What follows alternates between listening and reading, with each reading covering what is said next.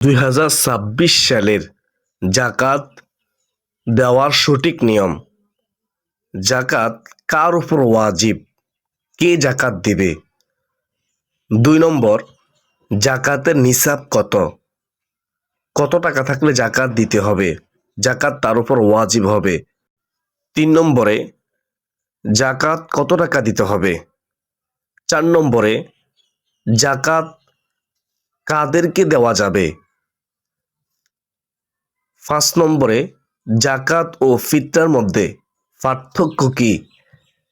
6 নম্বরে, কোন সম্পদের জাকাত দিতে হয় না? কোন সম্পদের জাকাত দিতে হয় না? জাকাত না দিলে কি গুনাহ? জাকাত দেওয়ার উপকারিতা। রাসূলুল্লাহ সাল্লাল্লাহু আলাইহি ওয়াসাল্লাম কি সুসংবাদ দিয়েছেন? হাদিসের মধ্যে কি রয়েছে? আল্লাহ তাআলা কি বলেছেন? সম্পূর্ণ নিয়ম কানুন আমি গুনাহগার বলে দেব ইনশাআল্লাহ আজ্জা ওয়া জাল্লা। ঋণ থাকলে জাকাত দেওয়া যাবে কি? কাফর দিয়ে জাকাত আদায় করলে জাকাত হবে কিনা? কি দিয়ে জাকাত আদায় করা উত্তম? সম্পূর্ণ নিয়ম কানুন বলে দেব ইনশাআল্লাহ। আমি মনে করি প্রত্যেক মুসলমানের উচিত আজকের এই গুরুত্বপূর্ণ আলোচনা শুনে জাকাত সম্পর্কে বোঝা, একটু চিন্তা করে দেখা যে আমার উপর জাকাত ওয়াজিব কিনা। তো মনোযোগ দিয়ে শুনতে থাকুন। তো চলুন আমরা মূল আলোচনায় চলে যাই। জাকাত ইসলাম ধর্মের 5টি মূল স্তম্ভের অন্যতম। এটি কেবল একটি দান নয়, বরং সামর্থ্যবান মুসলিমদের উপর একটি বাধ্যতামূলক ইবাদত। তো শুনেন, 1 নম্বরে, জাকাত কার উপর ফরজ? জাকাত ফরজ হওয়ার জন্য একজন মুসলিমকে এই শর্তগুলো পূরণ করতে হয়। 1 নম্বরে, নিসাব পরিমাণ সম্পদ।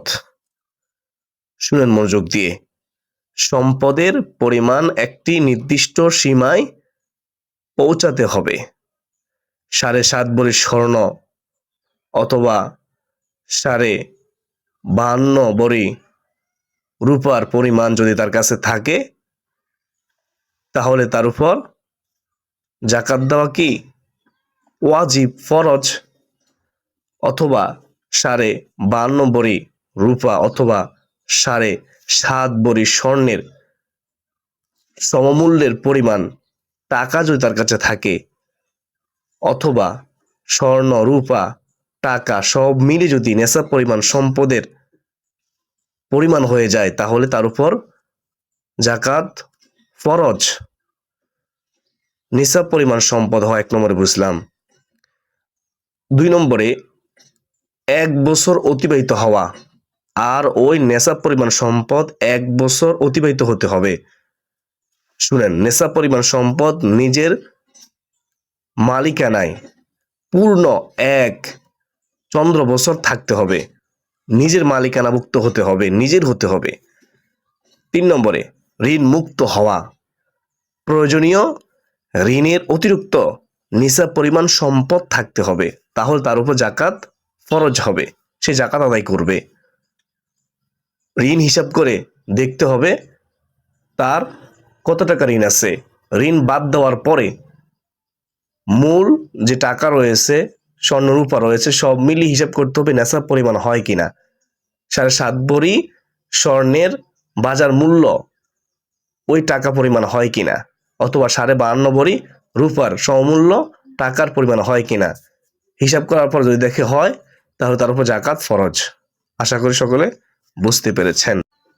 তো আমরা আরেকবার সংক্ষেপে জেনে নেই জাকাত ফরজ হওয়ার শর্ত। 1 নম্বরে, মুসলমান হওয়া। 2 নম্বরে, সম্পদের উপর পূর্ণ মালিকানাভুক্ত হওয়া। 3 নম্বরে, নিসাব পরিমাণ সম্পদ থাকা। 4 নম্বরে, ঋণ মুক্ত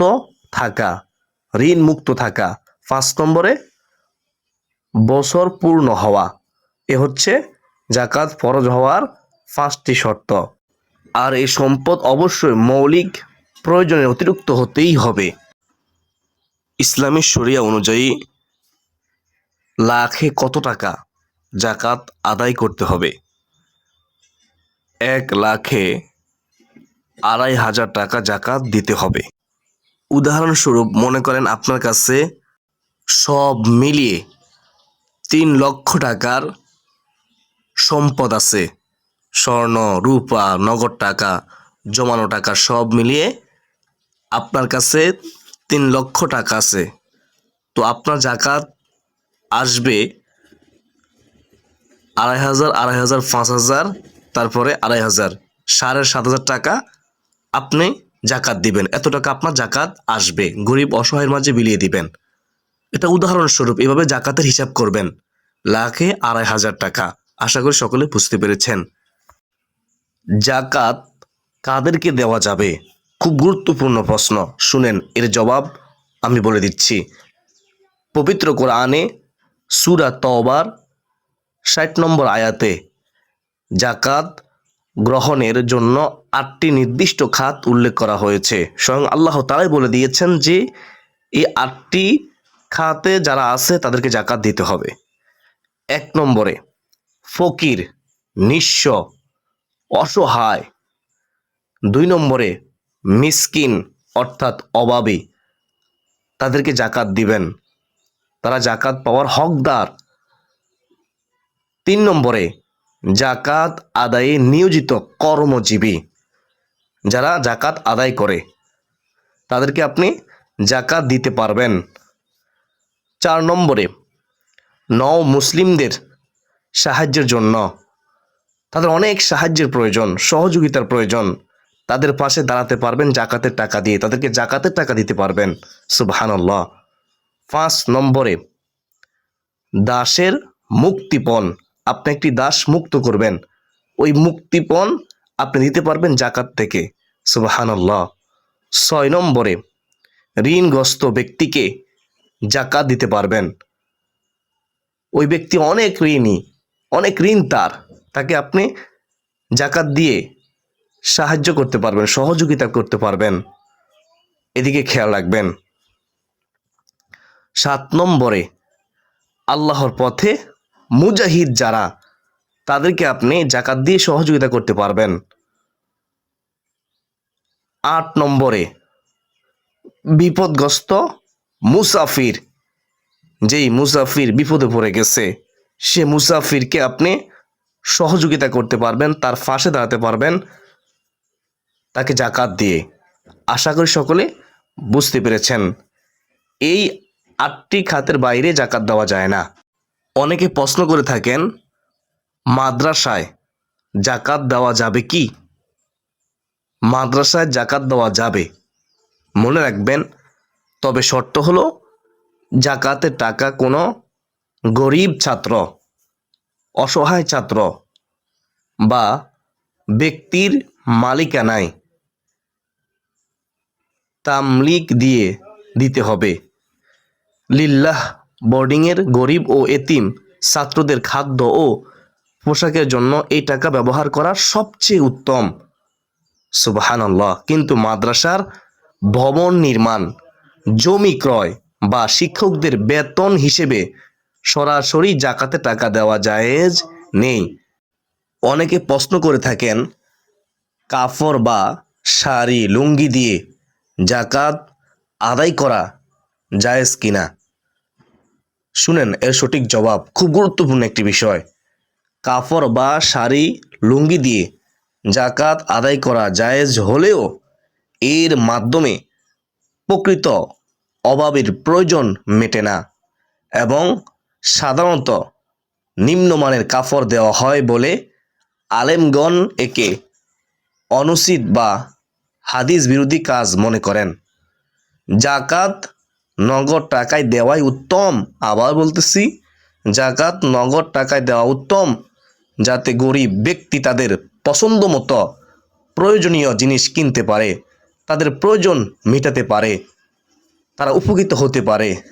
কাপড় দিলে তা উন্নত মানের হতে হবে। এই কাপড় কিন্তু ওই গরিব অসহায় এটা আবার বিক্রি করে দেয় তার প্রয়োজন মেটানোর জন্য। দেখা যায় বিক্রি করতে গেলে সে ন্যায্য মূল্য পায় না, যার কারণে সে উপকৃত হয় না। অবশ্যই খেয়াল রাখবেন। আর আপনি যখন কাপড় দিবেন তাহলে মানসম্মত কাপড় দিবেন। যদি কাপড় দিতেই হয় তবে তা অবশ্যই উন্নত মানের হতে হবে, যা নিজে ব্যবহার করা যায়।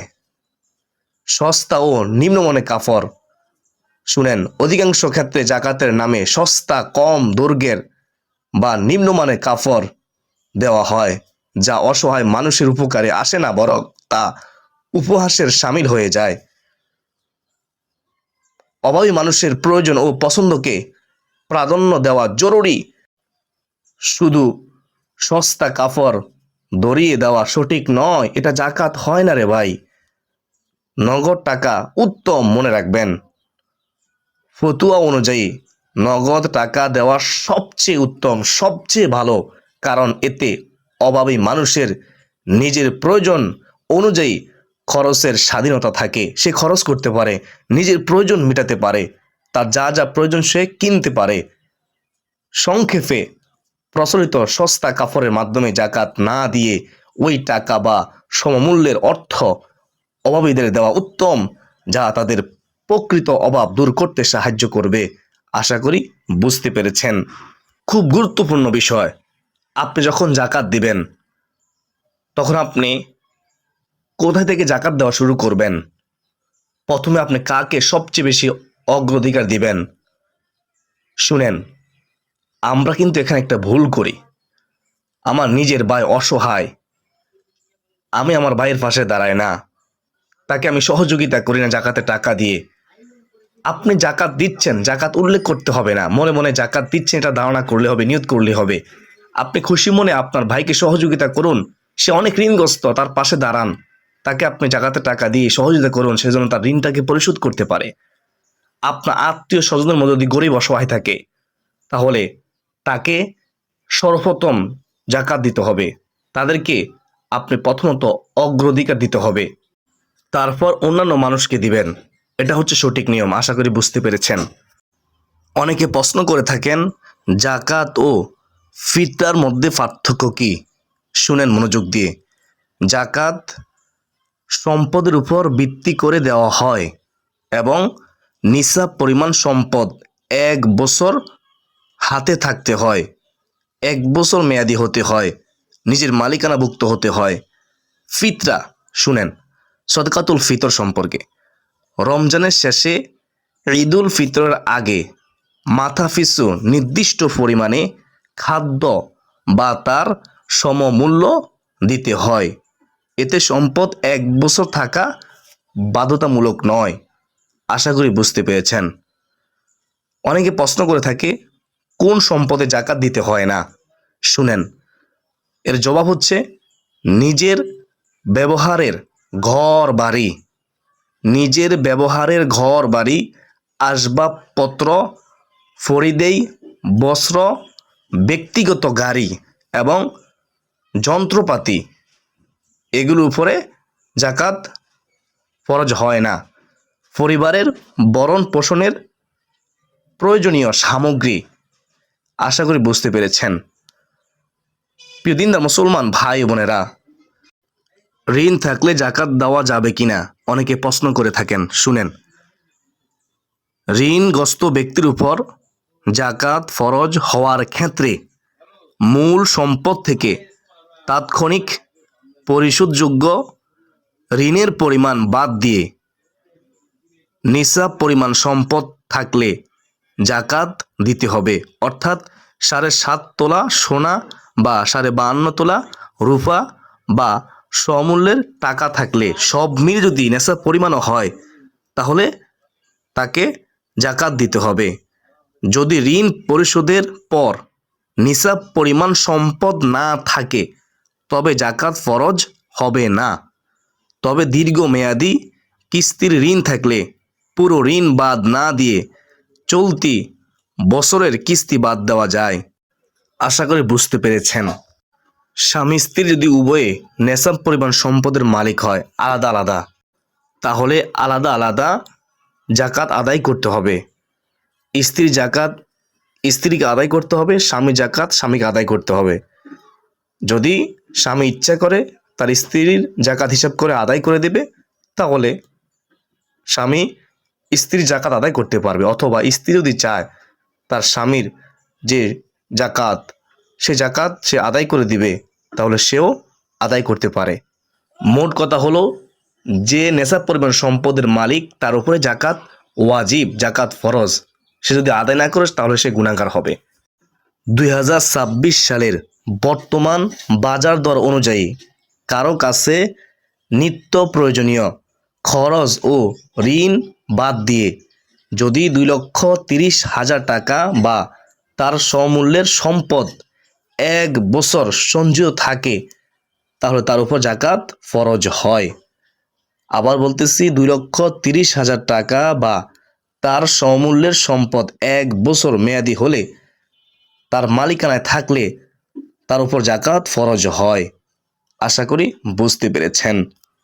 তো প্রিয় দিনদার মুসলমান ভাই বোনেরা, কেউ যদি সামর্থ্যবান হয় কিন্তু সে জাকাত আদায় করলো না, তাহলে তার শাস্তি কি? ইসলামে জাকাত না দেওয়া কবিরা গুনাহ এবং এর শাস্তি অত্যন্ত ভয়াবহ, কঠিন শাস্তি। আমি শুধু সংক্ষেপে বলতেছি, খেয়াল করে শুনবেন। কিয়ামতের দিন জাকাত না দেওয়া সম্পদ বিষাক্ত সাপে পরিণত হয়ে তার মালিককে দংশন করবে এবং জাহান্নামের আগুনে উত্তপ্ত করে ওই সম্পদ দিয়েই শরীরের মধ্যে দাগ দেওয়া হবে। যারা জাকাত দেয় না তাদের সম্পদ সাপের আকৃতি ধারণ করে তাদের গলায় ঝুলিয়ে দেওয়া হবে, আর ওই সাপ তাদেরকে ধ্বংসন করবে। নাউজুবিল্লাহি মিন জালিক।